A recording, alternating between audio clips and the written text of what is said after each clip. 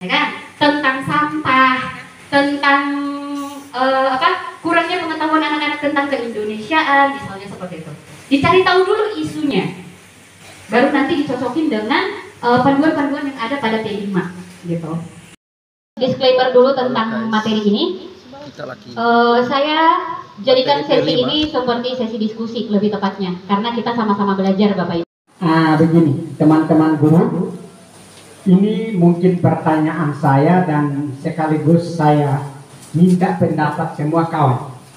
Karena tadi Ibu Juma mengatakan waktu di Bingkor itu ambil temanya sampah adalah tanggung jawabku. Dan di mana-mana kita berada, kita menemukan kalimat jagalah kebersihan. Selalu kita ketemu begini di toilet atau di mana-mana tempat yang penting, tapi tidak pernah kita bertanya. Kalau kita ini orang tua atau orang dewasa, pasti kita tahu tanya sampah itu dari mana. Tapi tidak bolehkah atau boleh? Perkataannya begini, sampah adalah perbuatanku. Terima kasih banyak.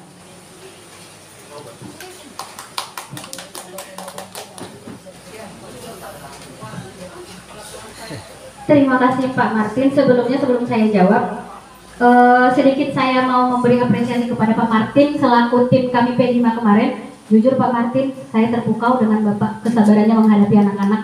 Jujur Pak Martin, itu dari hati yang terdalam. Karena saya menyaksikan sendiri Pak Martin bagaimana menjalankan proyek P5-nya di kelas. Jadi jujur saya belajar banyak dari Pak Martin.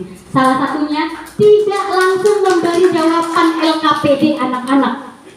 Kalau saya hitung ada sepertinya lebih dari 10 kali Pak Martin itu keliling ke setiap kelompok anak-anak untuk menstimulus anaknya mencari tahu jawaban sendiri di LKPD. Itu yang saya ambil hikmah pelajaran dari waktu Pak Martin jadi menjalankan proyek P5-nya. Ya Pak. Tadi pertanyaan Pak Martin itu gimana kalau misalnya topik dari proyek itu diganti menjadi sampahku adalah perbuatanku. Cocok sekali Pak. Saya tidak kepikiran kemarin kalau andaikan Pak Martin beri ide itu kemarin saya ganti tuh Pak, jujur nih. Dan itu lebih mengena buat saya. Nanti izin adopsi ya Pak, kali aja saya buat modul yang baru. Cocok sekali sebenarnya. Kalau apalagi itu di SD, karena dengan kata-kata tanggung jawab mungkin kalau SD kurang memaknai kan. Nah di SD itu cocok banget, makanya tadi saya menangkapnya kalau bisa di SD itu gunakan kata-kata yang anak-anak itu juga bisa menyerap gitu. Saya tadi kenapa buat alur aktivitas kontekstual, refleksi, aksi tingkat SMP Bapak Ibu. Udah wajar kalau mereka mengerti makna-makna itu. Tapi kalau SD saya kasih kata aksi, apa itu aksi? Pasti gitu. Tapi cocok Pak. Jadi mungkin itu satu ide loh. Kalau misalnya nanti di CLC-nya membuat modul tentang sampah, sampahku perbuatanku dalam. Seru. Ada lagi Bapak Ibu, silakan. Iya Pak Marsiano. Pertanyaan saya ini, saya hanya membayangkan kalau misalnya kita aplikasikan P5 ini, sepertinya anak-anak itu akan orang di sini bilang kan akan dimamai kayak disayang, kayak kita lembut banget gitu. Padahal kita lihat karakter anak sebenarnya, anak ini kasar, nakal, gimana. Jadi efektif kan tidak P5 ini. Dia darjah 1, dia kelas 1 aja udah nakalnya ditampung. Suruh buat sampahnya nggak mau tuh, diteriakin pakai mikrofon gimana.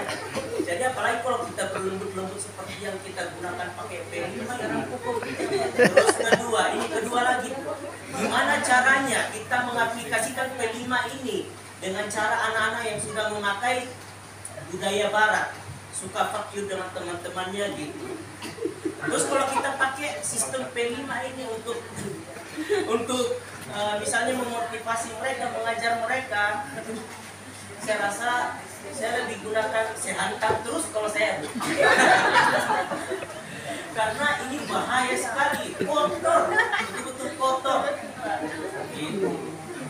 Dikit-dikit fuck you, dikit-dikit Middle finger Pak, jarak keren sedikit middle finger. jadi kalau saya langsung aja ketika yang saya Iya. jumpai kan, ketika musuhan tuh, musuhan. Ada yang musuhan tuh sampai dendam kusumat tuh, sampai di tempat orang nikah tuh guling-guling di sana tuh kan. Jadi kalau saya tuh bantah memang tidak pakai pelima lagi gitu. Jadi maksud saya mohon didiskusikan lagi mana ini.